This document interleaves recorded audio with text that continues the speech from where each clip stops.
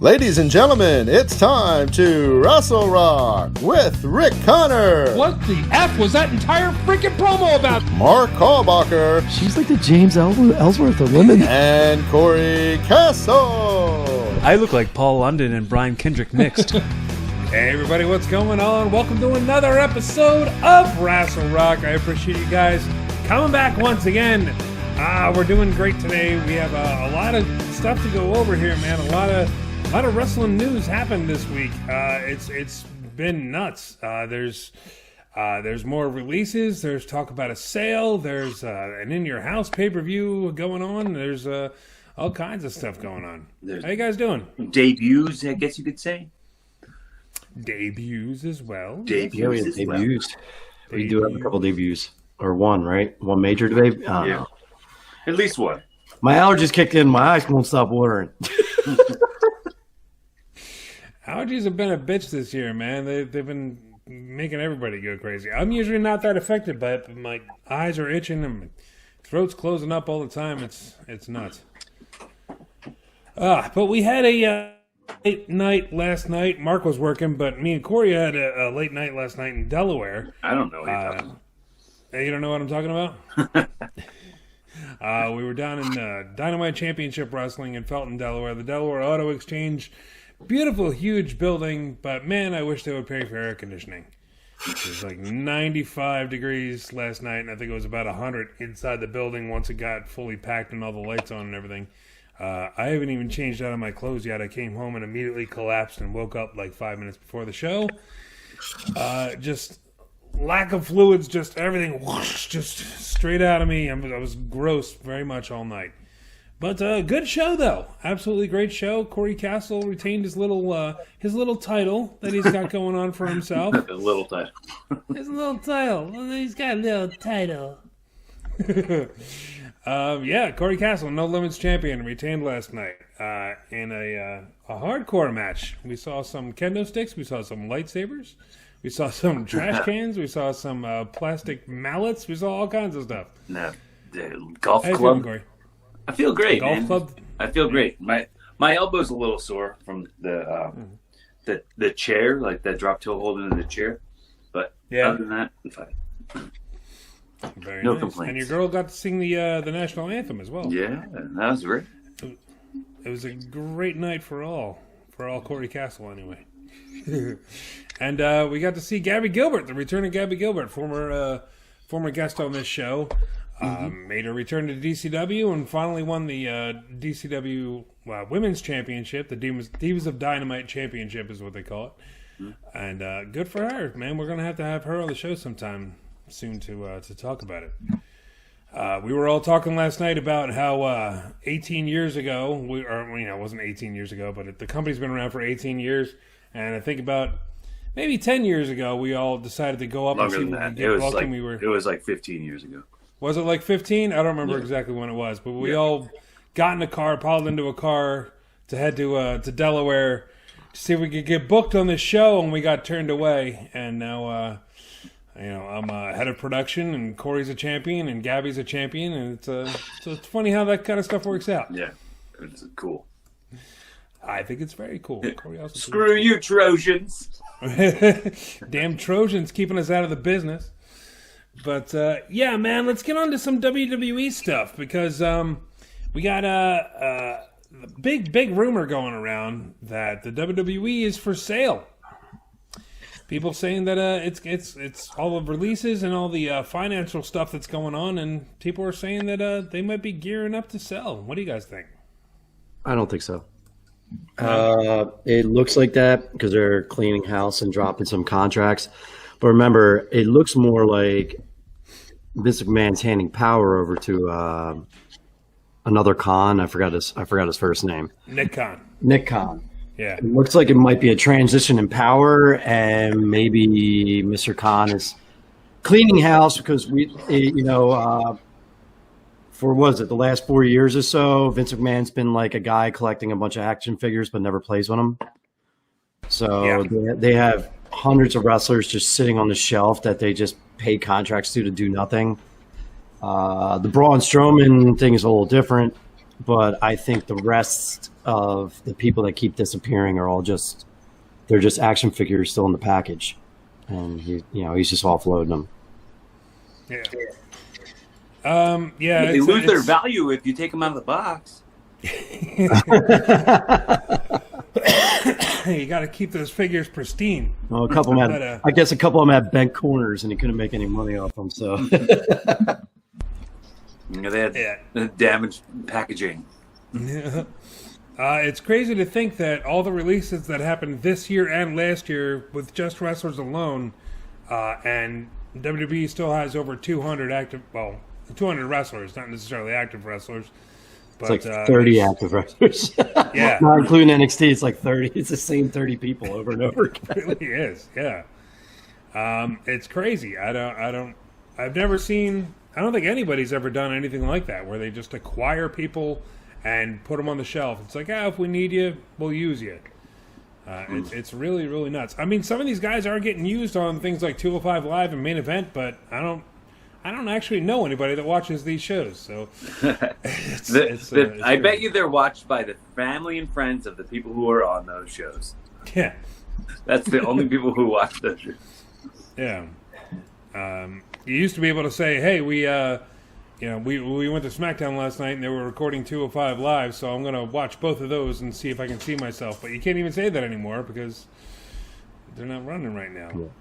They're going to be returning pretty soon. If you see, to me, if it's going to be a sale, you would see, we have to look into who signed big contracts in the last 2 to 3 years besides Braun Stroman. And the two major names that signed contracts would be Randy Orton and AJ Styles. Mm-hmm. So if you see those two get let go, or at least AJ, because they may not, because Randy's a WWE guy. If you see those names getting dropped, then I would think it's a sale because they signed massive contracts. Besides that, like I said, Braun Strowman, basically he said he was obsolete, which is a joke.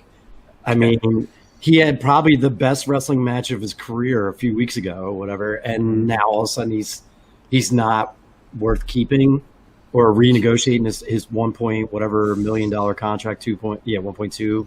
They couldn't renegotiate it. They just said he was obsolete because they have Omos and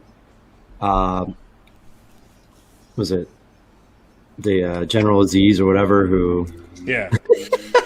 They have two other big, tall guys, which is ridiculous because if you look at the history of WWE, Vince loves putting two big guys together to fight. Like he's always done that with Kane, with Undertaker, with Big Show, with Mark Henry, all these guys. He loves seeing big guys fight each other. So to say Braun Strowman is obsolete is just ridiculous. And even if he's going back with the whole budget cuts thing, it still doesn't matter because it still doesn't make sense. Like Mark said, you can always renegotiate and pull the guy back down. Oh, did we lose Cory? Oh, I'm here. You're here. lost video again. Yeah, that's cool. I'm here. So this came. This all started. This whole rumor thing was Dave Schilling, who was a writer who used to work for WWE Creative. Said, I think WWE is going to be for sale pretty soon. You don't cut talent assets on this level unless you're trying to maximize profits before a sale. Braun Strowman is a legit top guy, a former world champion, and a merchandise mover.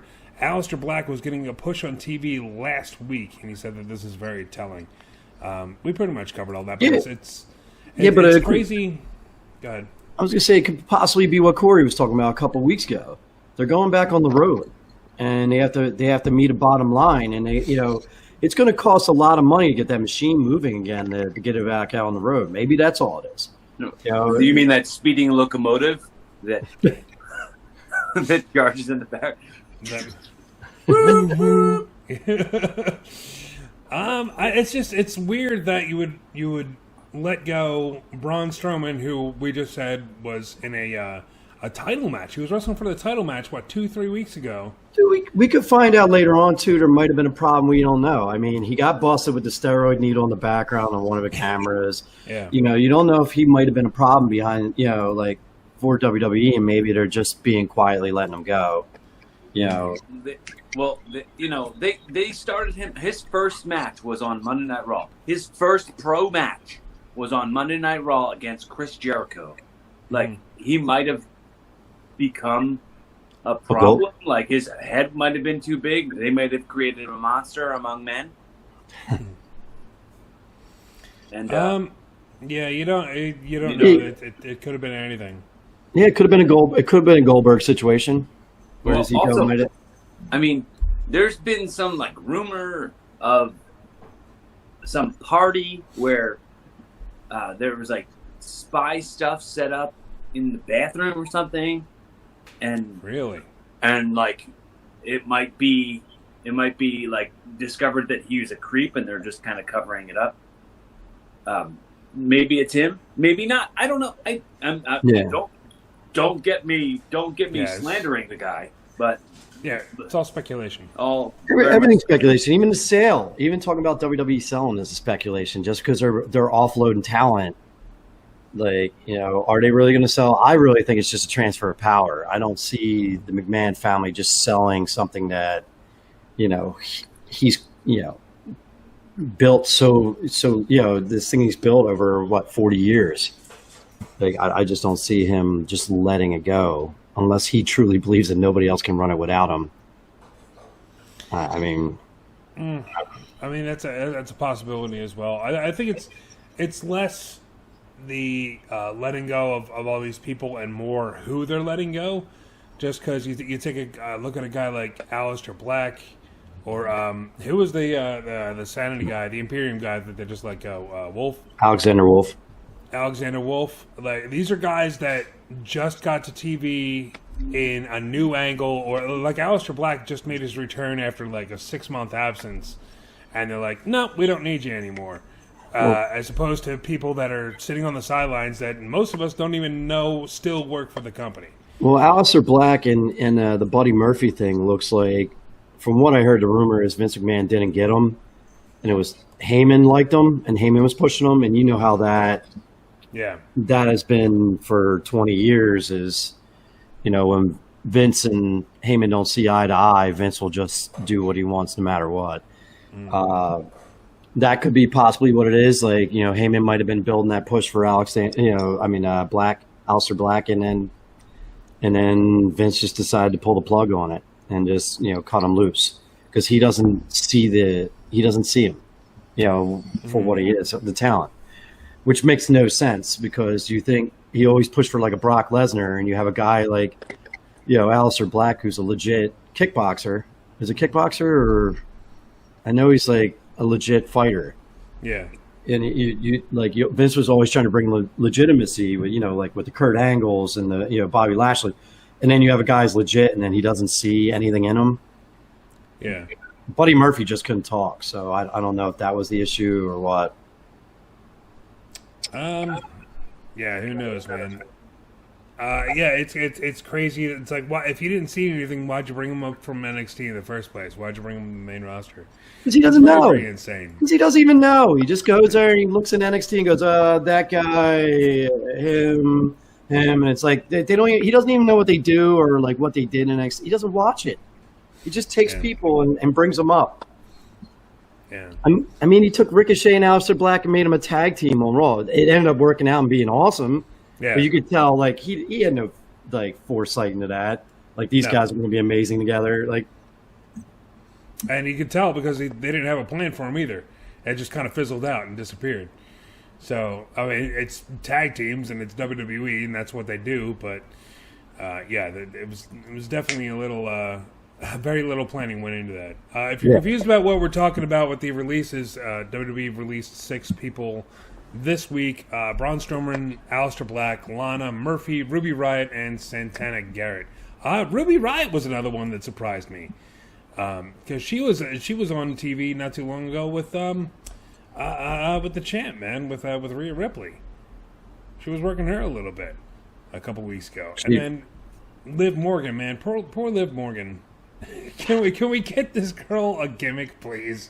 Can we get something that sticks with Liv Morgan? It's just not working out. I don't know where to go with Liv Morgan. Like, I mean, she's got the look. She gets better in the ring. I mean, she's not amazing, but she's definitely gotten better in the ring. But I don't know where we go with her because in WWE it looks like there's only about 6 female wrestlers they care about, and they rotate them over and over and over again. Yeah, she's not in the rotation. She's not in the rotation. And then Ruby Riott, really, does it like catch you off guard as good as she was? Like heavily tattooed, depending on your taste, maybe not attractive. She didn't fit the WWE mold. She's a great wrestler. I like her a lot. Cosmetically pleasing. Yeah, I guess that's a good way of saying it. Right. Yeah. I'm not even trashing her. I think, like I said, I think she was awesome, and I always liked her in the ring. I like her look, but what we see and what they see in marketing and everything else, it's different strokes, I guess. Yeah, it's odd. You talked about the WWE mold.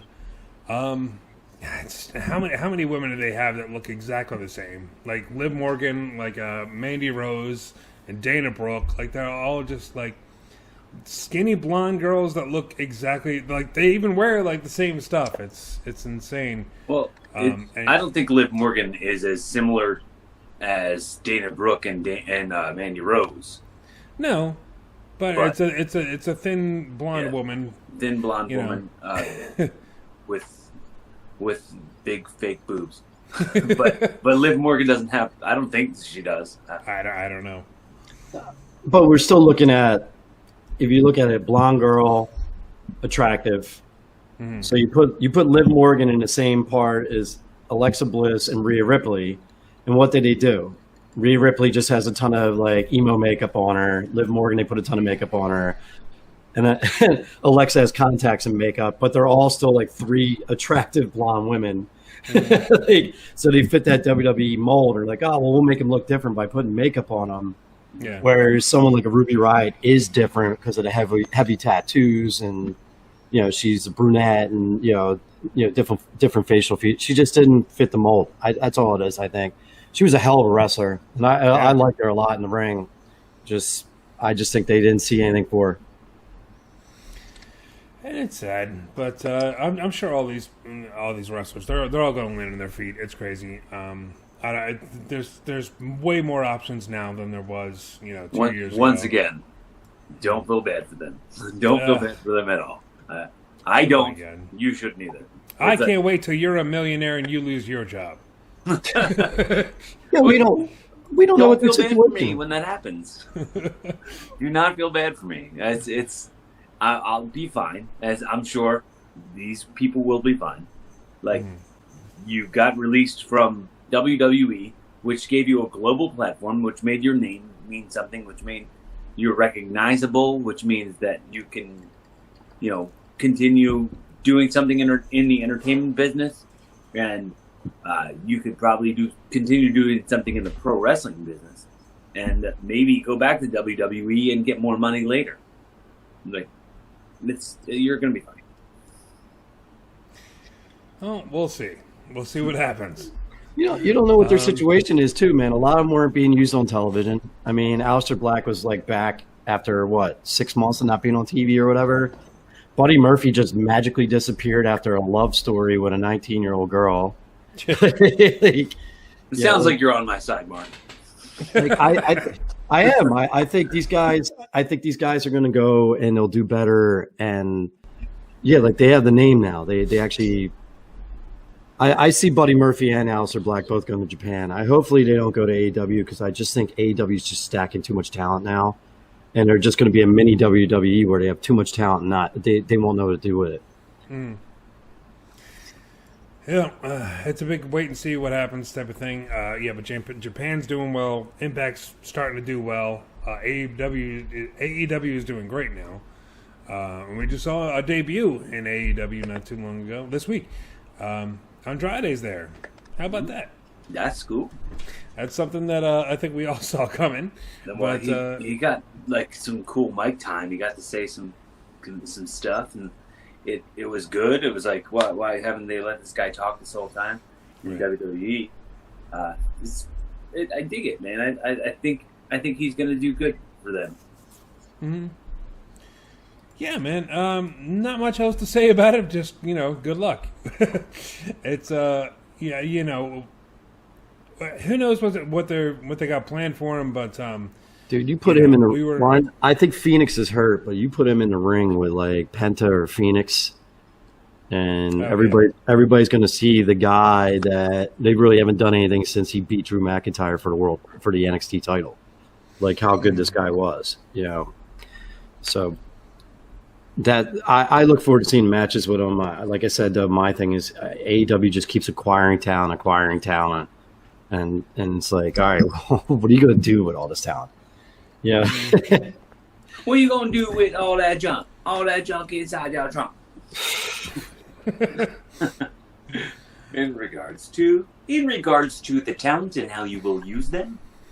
That is the junk in the trunk that we are referring to. Sign the contracts, and you're gonna dot the T's and cross the I's. Yes. Yeah, man. Good luck again. Like, we weren't sure what they were going to do with Rusev when he showed up. Now he's Miro and he's TNT champion and he's having some great matches. So, oh yeah, him and the Murder Hawk. They had I actually got to see AEW on Sunday. Mm-hmm. A generous person acquired it and put it on YouTube at like 1 a.m. So I watched the entire pay-per-view all the way up until the three-way. Because I guess YouTube has like a time limit, like 3 hours or something like that. So once it hit the 3 hour mark, right in the middle of watching the three-way, it just cut off. But it was a brutal match, and it's what he was when he was Rusev before John Cena got his hands on him. So it was fun to watch. I definitely recommend, if none of you have seen it, the Sting Darby Allin match. Sting was amazing. Absolutely amazing. Yeah. I don't know how that got. He was doing cross bodies. You know, he did like a suplex outside the ring onto the ramp. They do. Like, he looked better than he has on any of his matches in WWE. But still not a fan of Darby Allin though. Still don't get it. No, I never understood Darby Allin. I don't get his appeal. He just really looks like a little child wearing makeup. Like, I know he's doing good work in the ring. He's people are likening him to Jeff Hardy. I get it. I hate his look. I absolutely just hate it. He just looks like every backyarder I've ever met. He just is really, really terrible looking. Like, can we get this guy? Like, can we do an injury angle and then put him in the gym for a year? Can we do that? I will go with. I was happy to see Jungle Boy win. Yes. I think Jurassic Express, there's just money in him and Luchasaurus, and the crowd was way behind him. They were even booing Christian at the end in the Battle Royal when it was just him and Jungle Boy, and they popped hard when Jungle Boy won.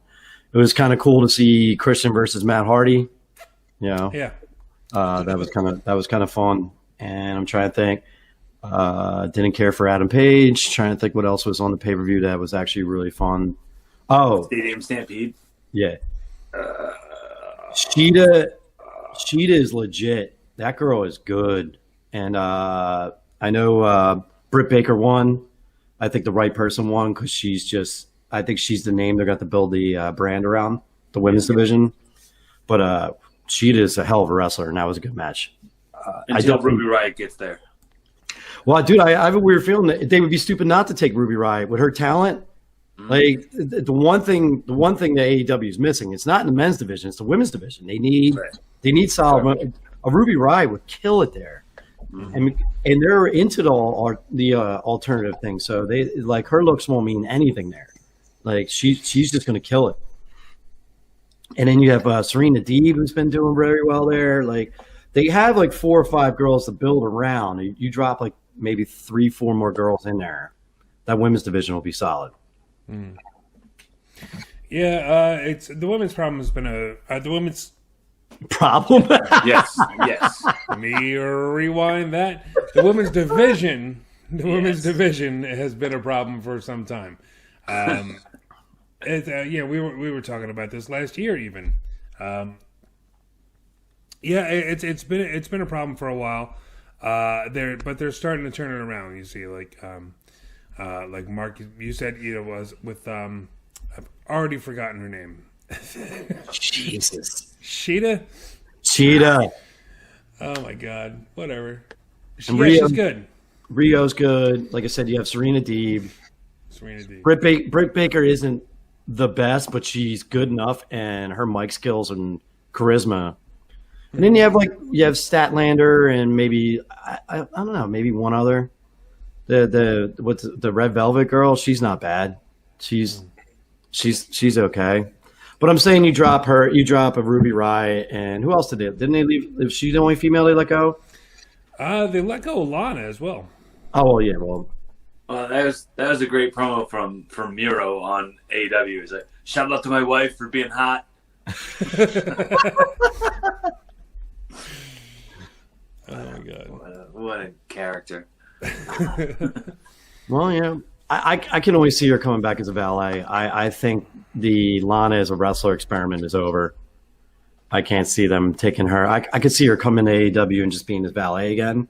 Well, I can see them having her be a wrestler just because they'll probably have to justify the amount of money they'll have to pay. I mean, there's always you could do a mixed tag with her and Miro and oh God, who was the Kip Sabian and Penelope Cruz. The girl from Philadelphia. Penelope Ford, yeah. Who I didn't even know, my regular sister. It's like one of the girls hangs out in my bar. She's like, yeah, my sister's a wrestler. I'm like, yeah, well. And then she just shows me a picture. I'm like, Penelope Ford's your sister. And now every time I see Penelope Ford, I just see that girl sitting in my bar. Like, they have almost the same facial features. Oh man.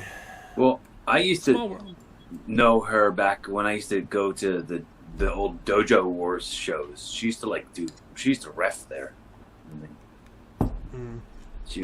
There's the 2014 time. Gotcha.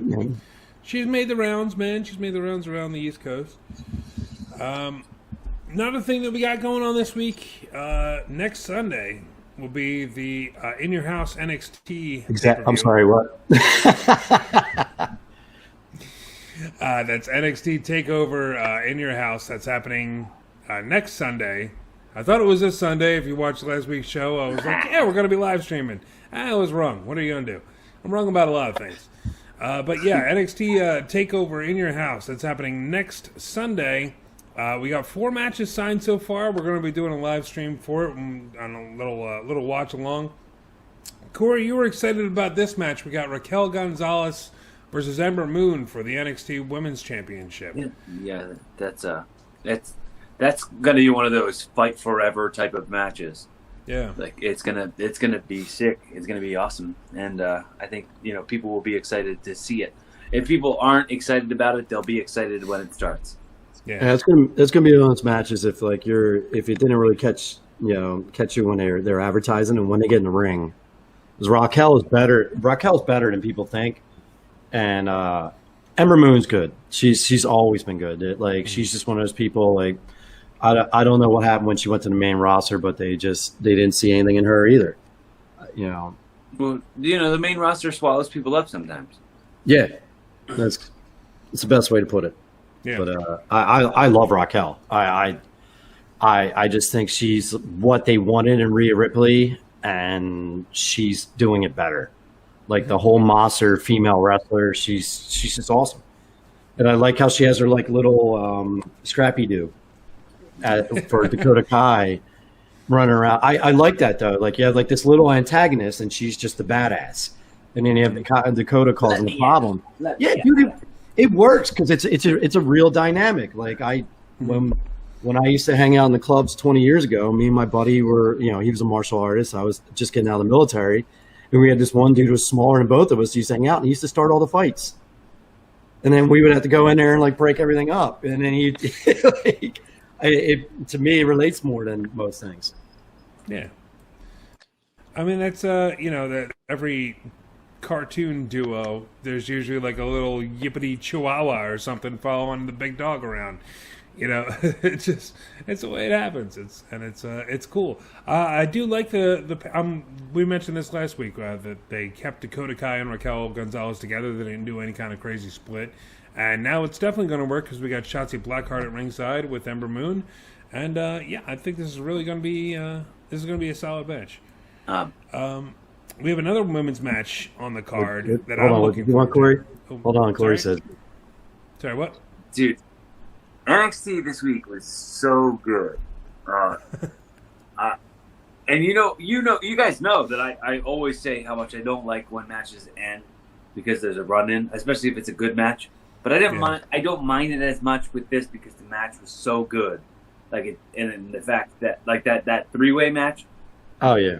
And then Adam Cole running in. Yeah, the match is good enough that I'm not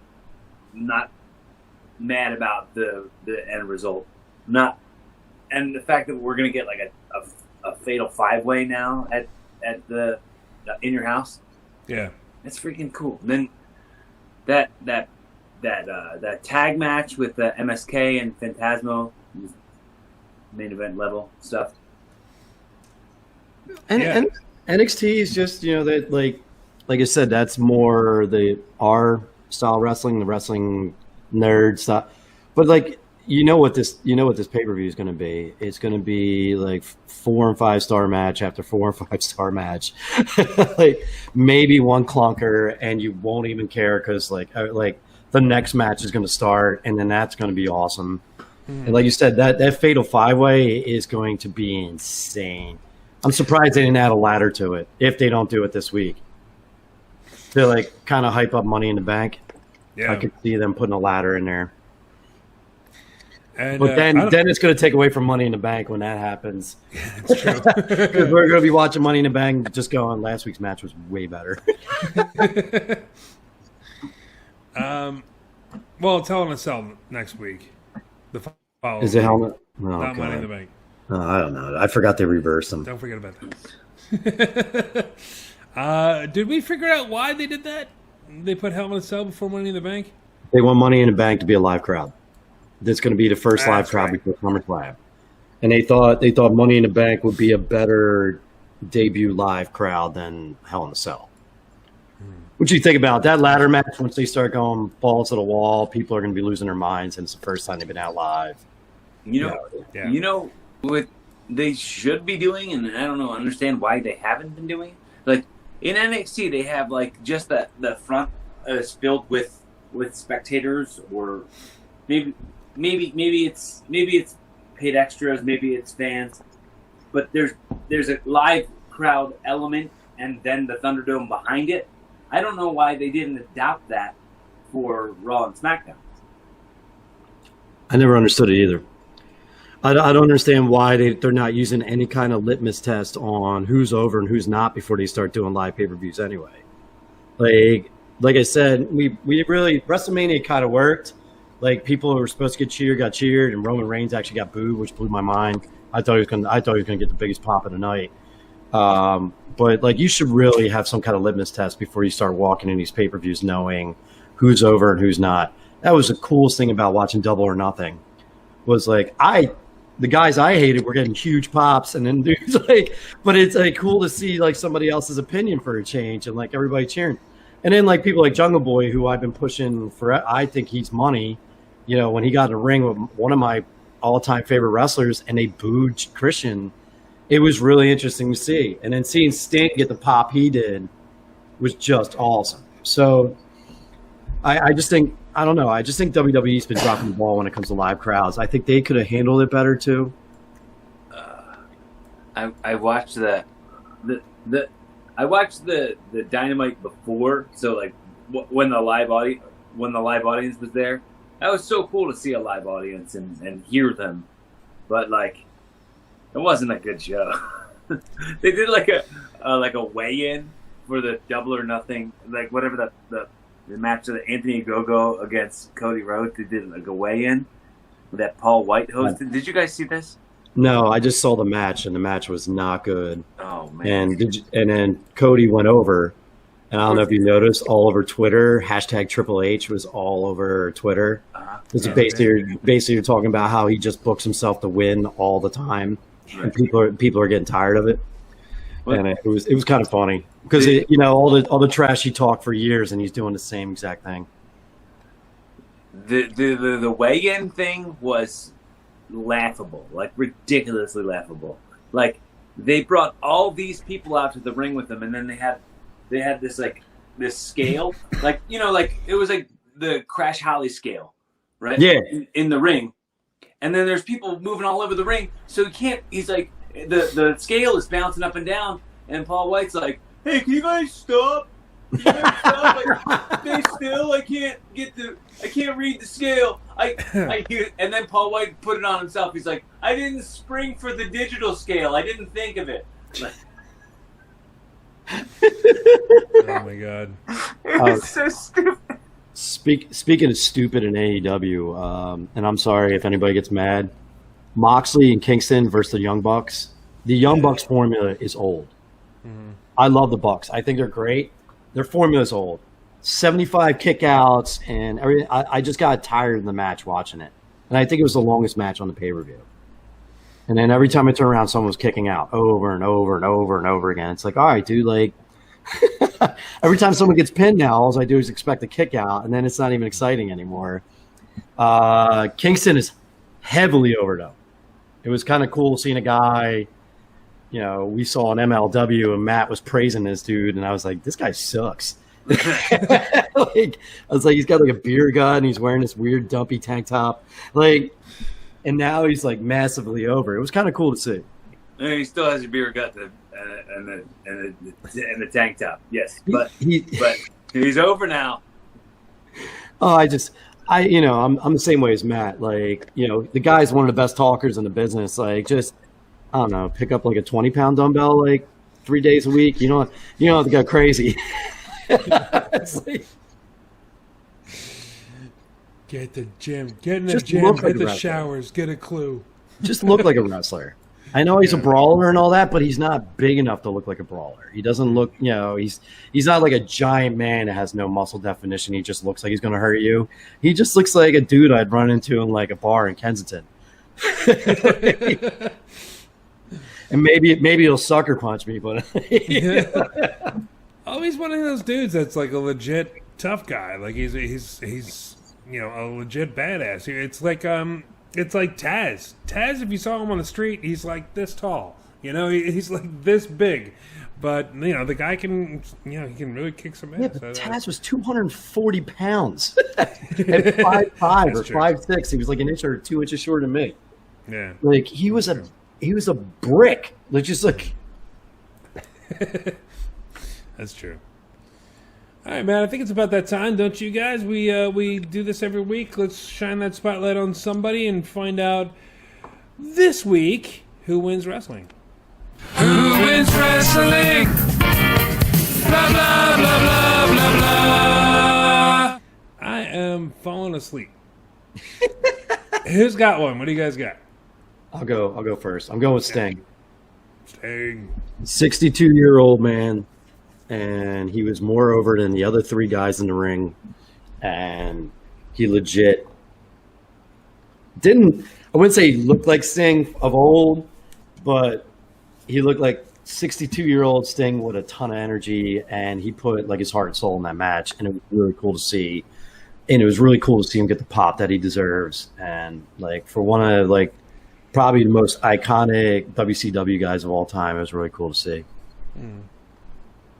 Yeah, definitely, man. Like you said, it's 62 years old.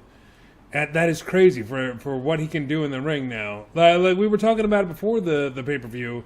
It's like, yeah, okay, there's going to be a Stinger splash. He's going to do the yell thing, and then it's going to be, that Darby Allin's going to do most of the work, and that wasn't the case at all. So, yeah, but not only that, seeing the old school Sting when a dude started hitting him and he no-sold and then did the whole chest beat, and it was just so cool to see again, But you saw him enjoying it at the same time, which was really fun, and good for him, man. Like honestly, like I don't know how many more matches he's going to do, but if he turned around and said, "Yo, that's it," I'm happy instead of him getting buckle bombed in WWE and that was it. Like to see him do something like he did on Sunday was awesome.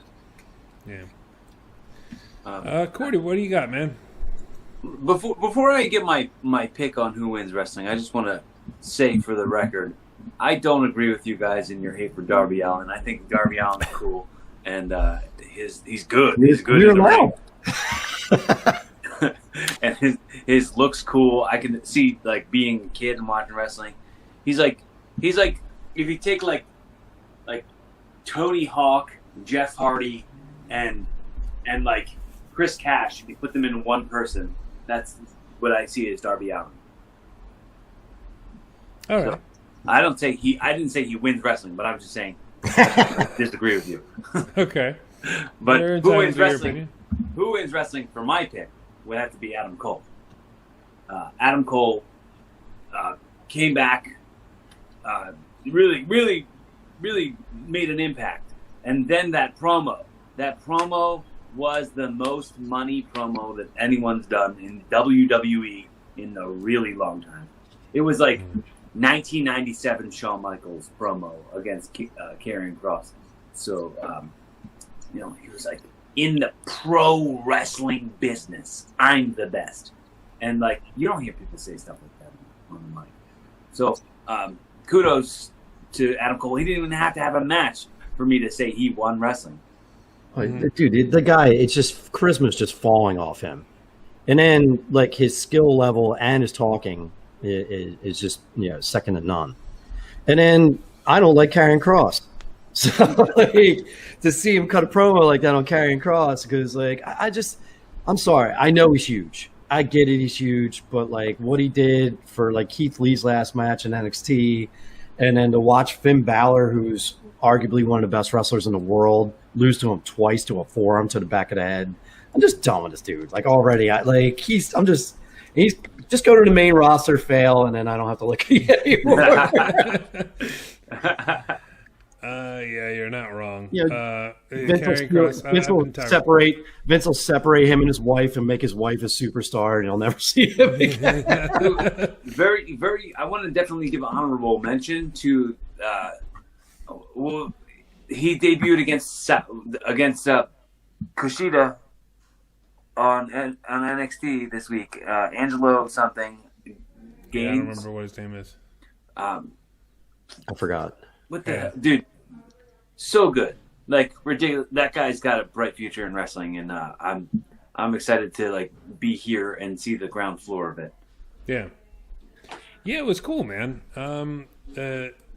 It's always great to see new talent come up, and especially in like an open challenge environment like that.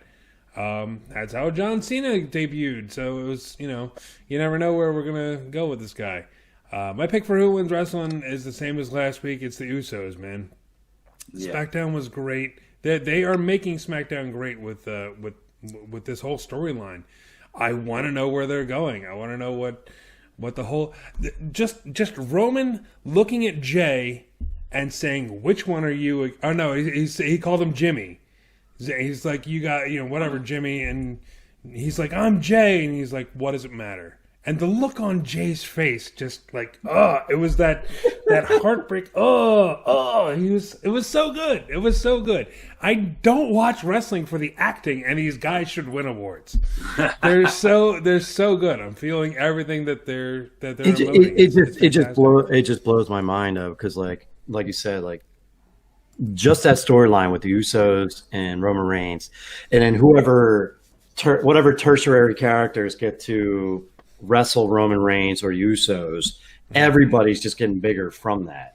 And then you go to Raw, and I have no idea what I'm watching. It was pretty cool seeing Roman like just destroy the Mysterios. I mean, oh my god, dude! Poor Dominic. I think Roman's going to jail for killing a child. So you think maybe we'll get Roman versus Rey Mysterio at least for a match, which will be awesome. We don't know. Hell in a Cell is coming up. We could see Roman Reigns versus Rey Mysterio in Hell in a Cell. That could happen. Yeah, that could absolutely happen. Oh! I meant to bring up, and I don't think we talked about it. The fact that they have Brock Lesnar on their active roster now. Yeah, I didn't even know that. I didn't even see that. Yeah, and like the funny thing is, like, they've been kind of teasing at it for a couple weeks, like with like Bobby Lashley being like, "Oh yeah, he pinned a guy who's not even here anymore for the title." Like he was talking about Drew McIntyre, and like Drew McIntyre was talking about conquering the Beast and stuff. So they did that like on Raw 2 weeks ago, and now the news is that Brock Lesnar is back on the active roster on the website. How long have I saying this? 2 years now, Rick? Since the beginning, dude. It's the match. It's the match people don't realize they really want to see. Yeah. And once Bobby Lashley beats Drew McIntyre for like, I don't know what, the 6th time since WrestleMania. It's like on this pay-per-view, hopefully Brock shows up either that night or the Monday after that. And then we get Bobby Lashley versus Brock Lesnar in SummerSlam. And all Raw can suck. Every week, all the way up, I don't care. That match is going to be awesome, even if it's only 3 minutes long. It's going to be awesome. That's very true. Yeah, I can't wait for it, and it's going to be absolutely fantastic. It's I don't know when it's going to happen. Maybe they're saving it for SummerSlam, but let's hit it. Let's hear it. And then you have Brock after he wins that. He crosses over to SmackDown, and you have the battle for Paul Heyman. I'm telling you. I want to see that as well. I think that's about it. Cory, you got anything to plug this week? I'm going to just say what I say every time. If you like what we're doing, let us know you exist. We really always appreciate the feedback from you guys. So, leave some comments in the video below if you're watching on YouTube. If you're following us on any Apple Podcasts or any of those podcasting apps, make sure you tell your friends. Make sure you subscribe. If you're not, I'm sure if you're listening to it on that, you're probably already subscribed. But if you're not subscribed, make sure you hit that button. And then also, while you're doing that, check out Evolving with Cory Castle. That's CoryKastle. Evolving W/Cory Castle. Available on Apple Podcasts, Spotify, and wherever you get podcasts. I just recorded my 244th episode I have them all up on my YouTube page, youtube.com/Cory Castle. Leave me some comments. Let me know you exist. Tell the people that you love them. Be fun, have safe, keep evolving. Mark, what do you got, man? Anything this week? No, nothing's going on. I gotcha. Just drinking too much. Go see, if you're in Philadelphia, go see Mark at the Institute Bar and Grill. It's not even called that. What is it? Is it Institute? Institute Craft Bar and Kitchen. I know. Bar and Kitchen. It's so hard because it was just called the Institute Bar for like 12 years, and now they put all this craft bar and kitchen on it. Yeah. Come sit outside. Well, not today. It's like 90-some degrees, but yeah. But go see him eventually when it's a little cooler out. Yeah. But thank you guys very much for joining us. You can reach us, any of us, on Twitter. I am at Rick_Matters, at Cory Castle, at Callbarker Mark, or you can do at Rassle_Rock on Twitter. And check out our website, RassleRock.com, where you can hear this episode, all the past episodes. You can see all the past episodes that we have up on YouTube. And you can check out our merchandise store, which 100% of all proceeds go to charity. So pick something up and help somebody out. Also, please subscribe to my YouTube channel. 82% of people that watch my videos are not subscribed. That is ridiculous. Please subscribe. For God's sake, why would you not help me out but just suck up all the entertainment I give you? That's rude. So, yeah, tinyurl.com/YouTube Rick Connor. Check it out. You're going to be seeing some of the DCW wrestling that we were talking about in the beginning of this video and a whole bunch of other stuff that I filmed and edited myself. So, yeah, definitely please comment, like, subscribe, all that stuff. And I think that will be about it for this episode of Rassle Rock. I am Rick Connor. Mark Hallbacher. Cory Castle. And let's take it out, like we always do, with Mr. Nick Burke. It's so hard to say goodbye to yesterday.